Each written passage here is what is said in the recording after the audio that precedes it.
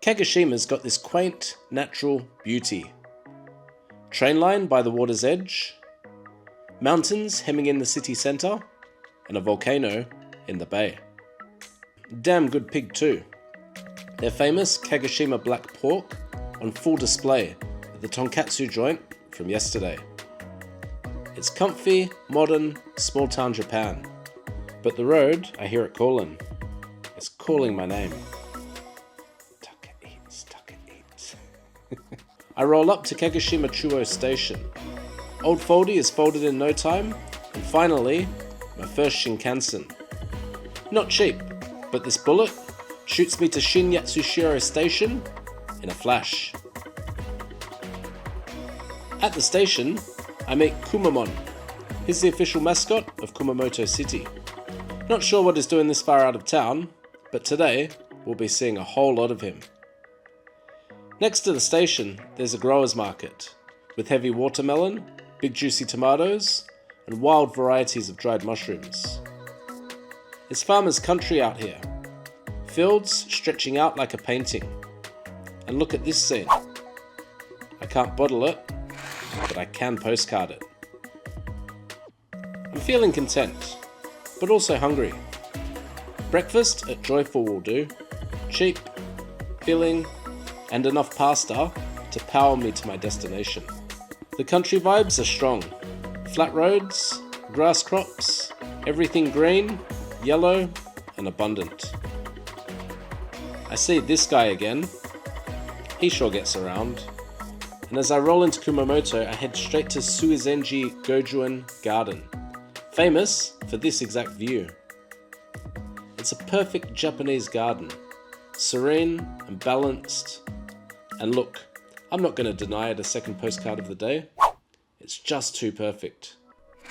It's tranquil and relaxing, and the small lake is stunning from any angle. Kumamoto City surprises me. It has a modern feel, but with old school charm. Modern malls, city trams ferrying locals, a castle on the hill. Ancient and modern, bound together and packaged. It's love at first sight. There's a little food store village near the castle, with cute stalls serving plenty of local eating. You know I would, but I've got my heart set on one final izakaya instead. There's a massive undercover shopping street, which feels kind of like the centre of town, and side streets leading off, lined with izakayas and nightlife spots. So much choice that it's hard to choose. But after some decision paralysis, I pick one. Hope it's decent. Taka! Izakaya time! So I've landed in the final city, Kumamoto, and back to the izakayas. And this place, they have a bunch of Kumamoto specialties, including these two. This is like fried cheese, I believe. I think it is. And it's in like a tare sauce, so it's deep fried. And then there's an egg yolk on the side. Looks very inviting. So, deep fried cheese, tare sauce, egg yolk. Let's give it a go. Really delicious, but that ain't cheese. That is fish cake. Imagine a fish cake version of cheese Kransky. Maybe it does have cheese in there. You know, sometimes Google Translate does let you down, but that's okay because it's delicious anyway. So, you know. Bits of melty cheese in there with the tare sauce and the egg yolk, absolutely delicious. And then to this, so I'm almost certain that this is correct translation, that is daikon, so deep fried daikon. So I reckon that daikon must have been boiled because it's well cooked, you know, it's easy to eat. And then it's put in a little light batter and deep fried. There's some salt, dipping salt on the side. So let's try. It's like daikon potato gems, if you can imagine. I rate it. I mean, I love daikon, and this is another specialty of Kumamoto. Fortunately, the izakaya has a specialties page, so I've been just attacking that, as is this beef tail, or oxtail, as you might know it. And this is a big, chunky cut, and that is clearly well cooked, because that is just falling apart. On the side, we've got oil, and we've got some mustard. So it looks like the hot English mustard variety, and miscellaneous oil, so let's try. Oh yeah, that is super good. So really fatty, but the fat just melts, you know? And all of those tendons, they just melt too.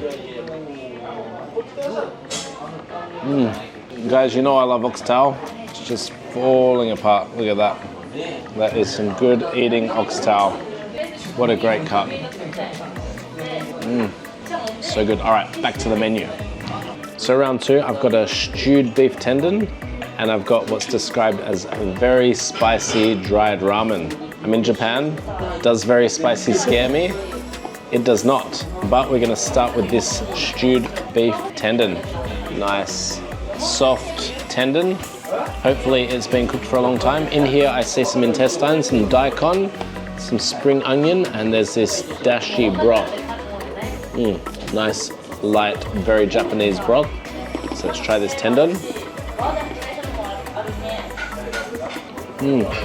So that tendon is falling apart in my mouth, barely even holding itself together, you know, just cooked nice and soft and gelatinous. Here we've got some intestine and some daikon. It's actually a really light, delicious, protein-heavy soup. Very hearty too, some great textures in there and some stewed beef as well. Really easy, likable dish. And now to the very spicy dried ramen. Looks like a beef mince on top. Let's see.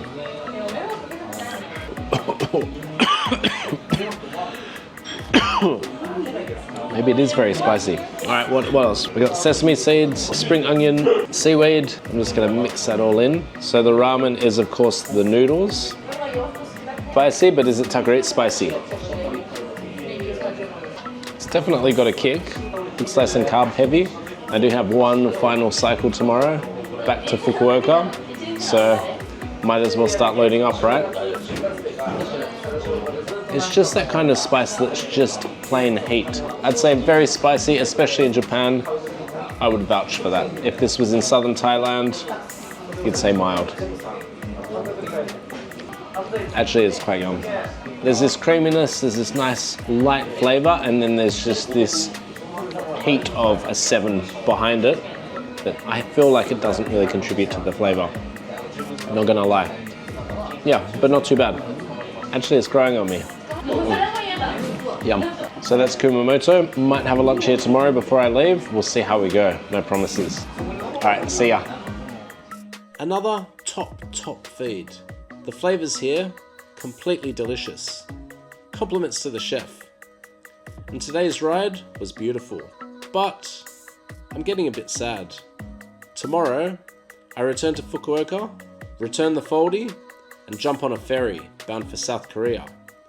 Just one more big ride, and this adventure, it's finished. That's all in the next episode, the final chapter, and I'll be getting all reflective. So if that's not too much for you, let's wrap up this Kyushu adventure together.